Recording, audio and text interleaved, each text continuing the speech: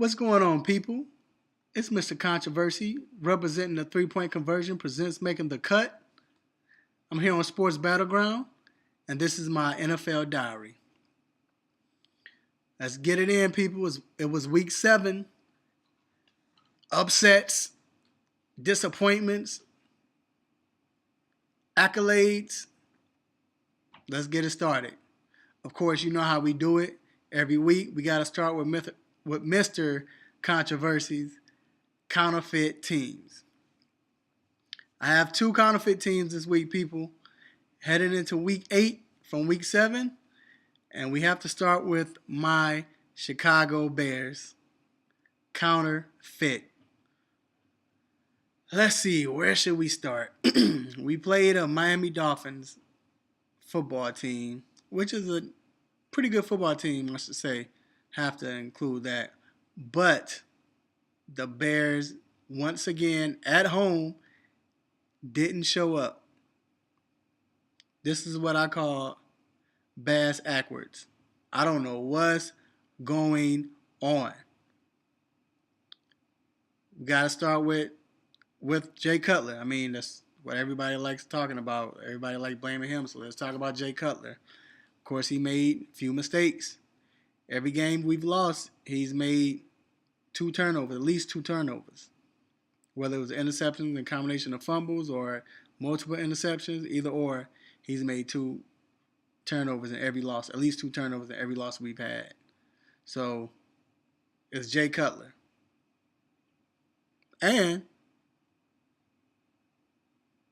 it's the O-line. Well, we'll say part of the O-line. We'll say Mills. Number 67, the sophomore, not sophomore, but the second year. This is not college. So the second year, right tackle. Played horrible again. Got beat a couple of times. He was the reason why Jay Cutler fumbled the first time. So I don't know what to say about him. Then, of course, you look at the coach. No coaching. Horrible. We're not making adjustments. I don't know what's going on with Tressman. The defense played bad again. Wide receivers not getting open. I don't know what's going on. But let me send a message out to the Bears fan real quick. And this is just for Bears fans. I hate I'm not going to say I hate, but Bears fans that don't know football get on my nerves. I love them, but they get on my nerves. Everything is Jay Cutler's fault. I don't care what. If we get blown out 45-20, Jay Cutler, he doesn't play defense. After this game, which he had a horrible game, he's still 6th in the league in passing yards. 6th in the league in completion rate and completion percentage. 5th in the league in touchdowns. And he still has a 94.9 quarterback rating. Or 94.7, one of them. Quarterback rating after this horrible game. So it just can't be Jay Cutler. It's the defense also. It's the receivers not getting open. It's definitely the coaches. We can't make a coaching change on defense because, I mean, we're too far in the season. Can't do that unless you're going to the linebackers coach, but I wouldn't fire the defensive coach right now unless you're giving up on the season. Because now we got to learn new verbiage and a new defensive scheme, so we don't want to do that. But once again, counterfeit. Chicago Bears. Next, Seattle Seahawks. Counterfeit. Man, the Seattle Seahawks, I don't know what's going on, people. We thought they got rid of the Achilles heel with Percy Harvin, but man, they still look horrible. The defense not playing. Marshawn Lynch, he can't get anything. Russell's the only one playing his heart out. First player ever to throw over 300 yards and rush for over 100 yards in the same game. It's ridiculous.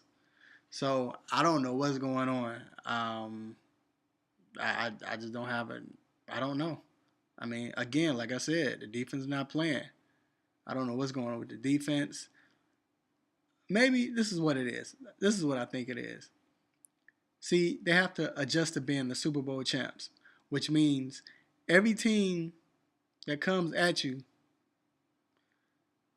and every team that's playing you, they're going to be ready to come for your head. I mean, they're going to play their A game. They're going to bring their A game. Every team that plays you this season will bring their A game. Why? Because they have to measure up to the champs. See, Seattle's so used to being the hunter, the disrespected. Well, you're the champ, so everybody respects you. That's why they're coming at you hard. So I don't know what's going on, but all I know is Seattle Seahawks this week, counterfeit. I think they'll bounce back, but counterfeit. Next, let's talk about coaches. Who's on the hot seat? Which coach do Mr. Controversy think will get fired? If not before the season, at least when the season ends. If Mark Trestman for the Chicago Bears don't get his act together, he's gone. I think he might be gone. Emery wants to believe in him, but with all of that talent, man, you got to do something. With all of that talent you got on offense, Marshall, Alshon, Martellus Bennett, Forte, still got a quarterback with an arm, a nice offensive line. What more can a coach ask for? He might be gone. Rex Ryan, it's not his fault. And I hear you say, why do you say that? He has a losing record. He has no talent either. I say get rid of the general manager, but they're going to get rid of Rex. But one thing I can say about Rex, his players always play for him. He's never had talent, but they play for him. They might lose, but they will play for him. But I think Rex is gone. But I think the coach who's really on the hot seat and is gone, if not before the season ends, definitely after the season, unless he comes back and win, 6-7 in a row and win that division, which is easy to win because it's in the horrible South, has to be Mike Smith. Mike Smith, your team is as soft as you, man. And you're a good guy, but the NFL doesn't require coaches that are soft. NFL is a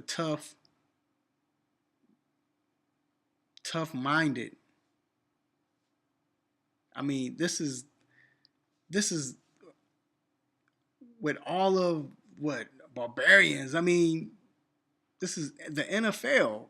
This is what the NFL is. You know what I'm saying? You tackling, you hitting, talking mess, have attitude. Not the Atlanta Falcons. It seems like Mike Smith, bad call happens, he passed the ref on the butt and say, yeah, you messed up on that call, Mike. Come on, Mike Smith. Come on, man. Toughen up, bruh. But I think it's too late. I don't even think the team believes in you now. I don't think they want to play for you. Or if they do, they just turn into your character, which is soft. I keep it real on my NFL diary. That's how we do, people. So now, let's go to Peyton Manning. Gotta salute my man Peyton Manning. It has been a pleasure watching you. Not saying you're going to retire after the season, but it's great to see a great player finish on top. Michael Jordan, we thought we saw him finish on top, but he had to come back. He had that itch. Derek Jeter wasn't the same player when he retired. But Peyton Manning is still on top of his game. Might be the best quarterback in the league. It's a pleasure watching you, sir. But I have a question, people. I want to know who do you think is better? This Peyton Manning in Denver or the Peyton Manning in Indianapolis? So I'll break it down like this. Who had the best talent? I think it's the Peyton Manning in Denver. True enough, and he had two future Hall of Fame players in Marvin Harrison and Reggie Wayne. But still, when I look at Denver's team, the tight end that they have is far more athletic than my man Clark, Dallas Clark. Bebe could probably outrun both those receivers.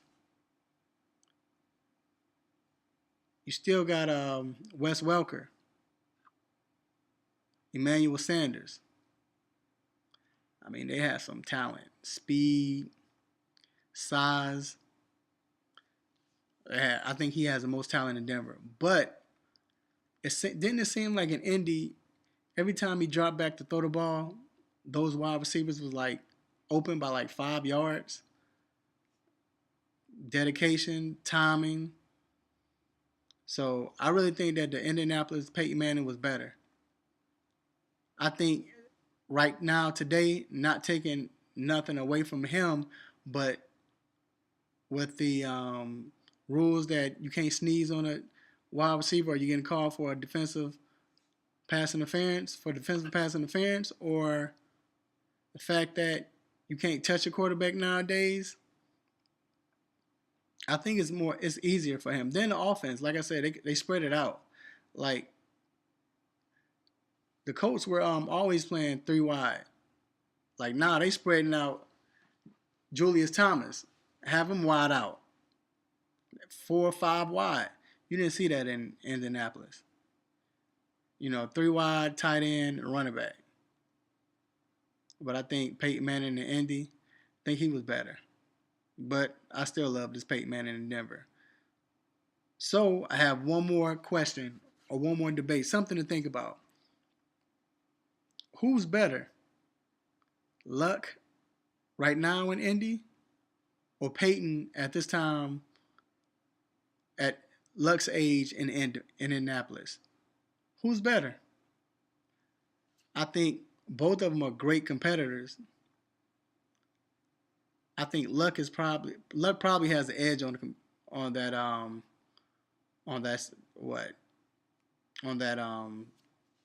stat, I should say, as far as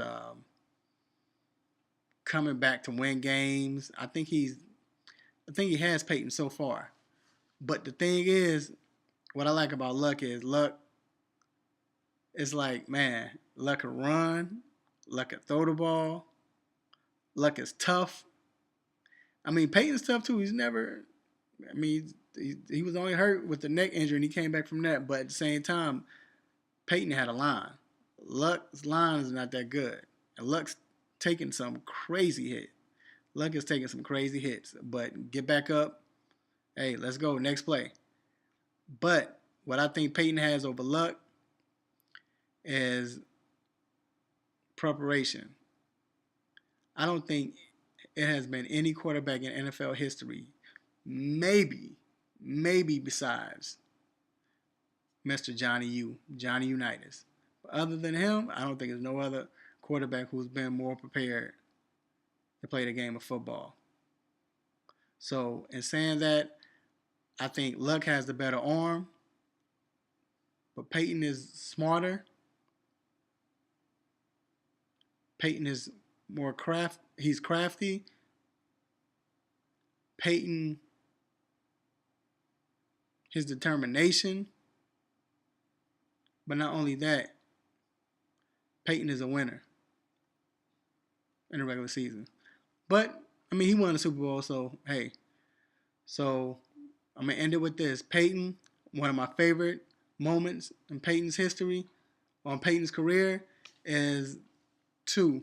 The one against Philadelphia in 2001, when he first started doing the audibles and he went up to the line, changed the play, got a shotgun, came back to the line like he was going to line up on the center. Then he changed it and went back in the shotgun, threw a game-winning touchdown. And, of course, the famous Tampa Bay game on Monday night on a big stage. How he came back, I think it was like from 28, something crazy like that, and came back to win the game. Once again, I salute you, Peyton. So once again, it's Mr. Controversy on the Sports Battleground. From a 3-point conversion, presents Making the Cut. Follow us on Sports Battleground. Subscribe. Follow me on Twitter at Mr. Controversy 21. I'm out.